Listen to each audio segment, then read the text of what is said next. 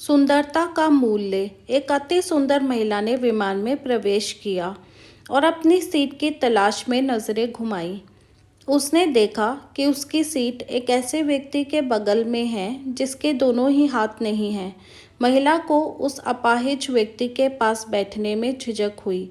उस सुंदर महिला ने एयर होस्टेस से बोला, मैं इस सीट पर सुविधापूर्वक यात्रा नहीं कर पाऊंगी क्योंकि साथ की सीट पर जो व्यक्ति बैठा हुआ है उसके दोनों हाथ नहीं हैं।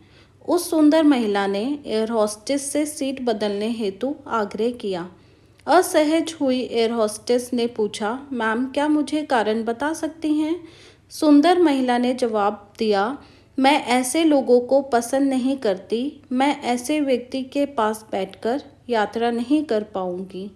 दिखने में पढ़ी लिखी और विनम्र प्रतीत होने वाली महिला की यह बात सुनकर एयर होस्टेस अचंभित हो गई। महिला ने एक बार फिर एयर होस्टेस से जोर देकर कहा कि मैं उस सीट पर नहीं बैठ सकती, अतः मुझे कोई दूसरी सीट दे दी जाए। एयर होस्टेस ने खाली सीट की तलाश में चारों ओर नज़र घुमाई, पर कोई भी सीट खाली नहीं दिखी।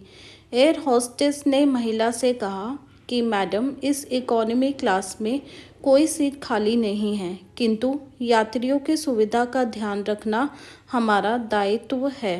अतः मैं विमान के कप्तान से बात करती हूँ, कृपया तब तक थोड़ा धैर्य रखें। ऐसा कहकर हॉस्टेस कप्तान से बात करने चली गई।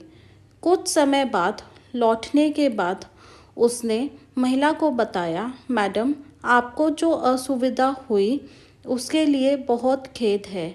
इस पूरे विमान में केवल एक सीट खाली है और वह प्रथम श्रेणी में है। मैंने हमारी टीम से बात की और हमने एक असाधारण निर्णय लिया। एक यात्री को इकोनॉमी क्लास से प्रथम श्रेणी में भेजने का कार्य हमारी कंपनी के इतिहास में पहली बार हो रहा है।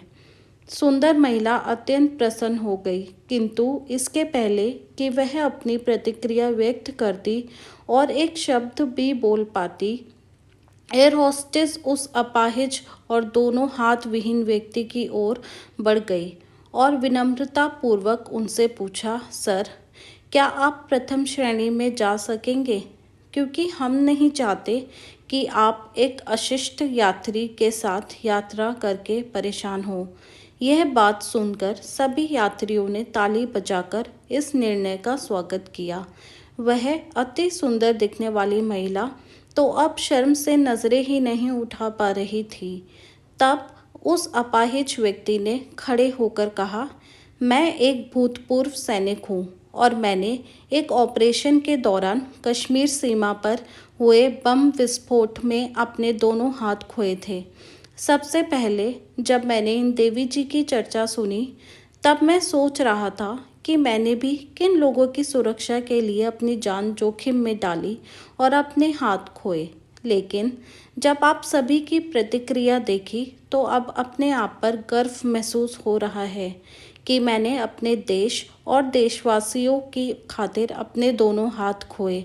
और इतना कहकर वह प्रथम श्रेणी में चले गए। सुंदर महिला पूरी तरह से शर्मिंदा होकर सर झुकाए सीट पर बैठ गई। अगर विचारों में उदारता नहीं है तो ऐसी सुंदरता का कोई मूल्य नहीं है।